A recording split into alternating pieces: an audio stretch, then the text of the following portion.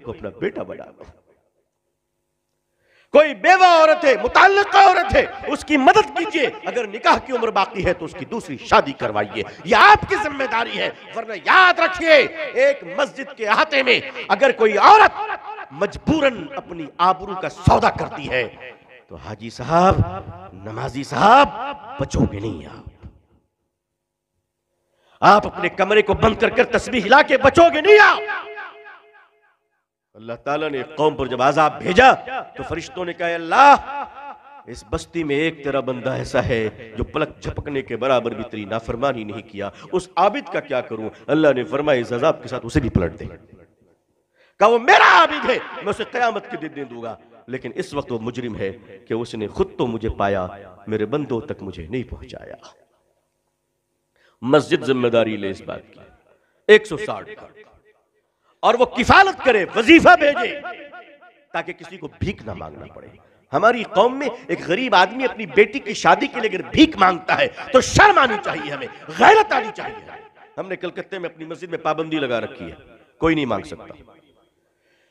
जरूरतमंद है तो आप तफसील दीजिए, क्या है बताइए आप, इंशाअल्लाह आपकी शादी बेटी की करवाई जाएगी इंशाअल्लाह, और हो रही है अल्हम्दुलिल्लाह। अब आप चोचले बगा रहे हैं कि यामा का मोटरसाइकिल चलाए तो माफ कीजिएगा, वो सब नहीं देंगे हम आपको, एक मुनासिब तरीके से। और अल्हम्दुलिल्लाह हमारे कलकत्ते की मस्जिद में चंद मालदारों ने मुझे कह रखा है, अल्लाह अल्लाह ताला उनके बालों में बरकत अता फरमाए, कोई भी तकाजा है आप हमें फोन कर दीजिए, हम भेज देंगे।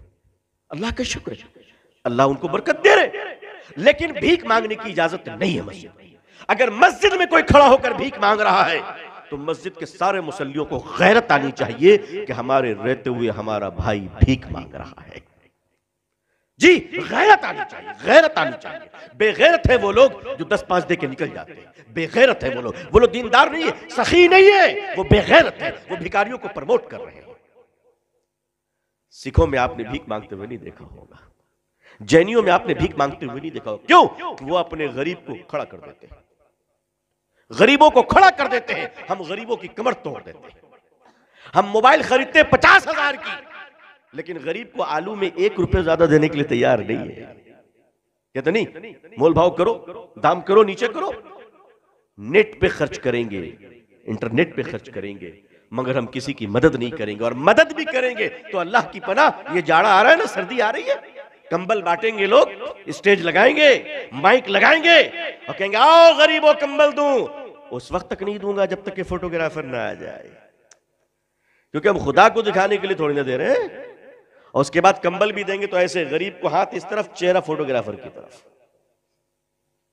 क्यों गरीबों को जलील करते हो? सोचो अगर मंजर बदल जाए तो कैसा लगेगा। अगर कल को वो इस तरफ हुआ, तुम उस तरफ हुए, तब क्या होगा? तब क्या होगा?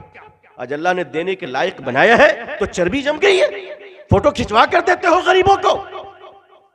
इसी मुल्क के मारवाड़ियों को, मेरी बड़ी मशहूर तकरीर है इस पे, मारवाड़ियों ने किस तरह खिदमत की है। लोगों, गैरों को सिर्फ बुरा कहने से नहीं होगा, हमारी अच्छाइयां उन्होंने ले ली, उनकी बुराइयां हमने ले ली। आइए, अगर मुकाबला करना है, जो गम आपके दिल में है 2 दिन से, मैं उस गम से अलग नहीं हूं। मैं तो उससे इतना मुतासिर हूं कि बस अल्लाह बुलवा रहा है इस वक्त जो मैं आपसे बोल रहा हूं, वरना मेरी हैसियत नहीं कि मैं तकलीफ कर सकता था।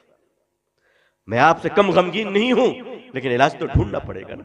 अगर हम आप रोने ही लगेंगे तो काम कौन करेगा? इलाज तो ढूंढना पड़ेगा, इस गम से तो निकलना पड़ेगा, मुतबादिल तो ढूंढना पड़ेगा। और वो मुतबादिल ये है कि मुसलमानों, जिस पार्टी में तुमको रहना है रहो, चमचागिरी बंद करो। तुमको जो पार्टी करना है करो, चमचागिरी मत करो। और ऐसे मुसलमानों से मुसलमानों बचो जो बाप के जनाजे में तो टोपी नहीं पहनता है, एमएलए की इफ्तार पार्टी में 3 हाथ की लंबी टोपी पहने खड़ा रहता है। ऐसे भिखारी मुसलमानों से बचो। इफ्तार पार्टियों का धंधा बंद कीजिए, इसने आपको रकाबी पकड़े फकीरों में तब्दील कर दिया है। नहीं, और आप चुप रहना सीखिए, कुछ नहीं बोलना है, नो कमेंट्स। सोशल मीडिया का इस्तेमाल कम कीजिए, हो सके तो अपने घरों से टीवी को निकाल दीजिए। आप सोच रहे हैं मैं क्या कह रहा हूं। मेरे बुजुर्गों, टीवी में न्यूज देखते हो, न्यूज में सिवाय तुम्हें गाली देने के और क्या दिया जाता है? बंद करो टीवी देखना। अपने कौम को गाली सुनवाने के लिए तुम पैसे खर्च करते हो। मेरे बुजुर्गों, अपने वक्त का सही इस्तेमाल कीजिए, कोई काम नहीं तो सो जाइए, कुरान पढ़िए, अल्लाह अल्लाह कीजिए, इस्तग़फ़ार पढ़िए, ताकि आंख बंद होने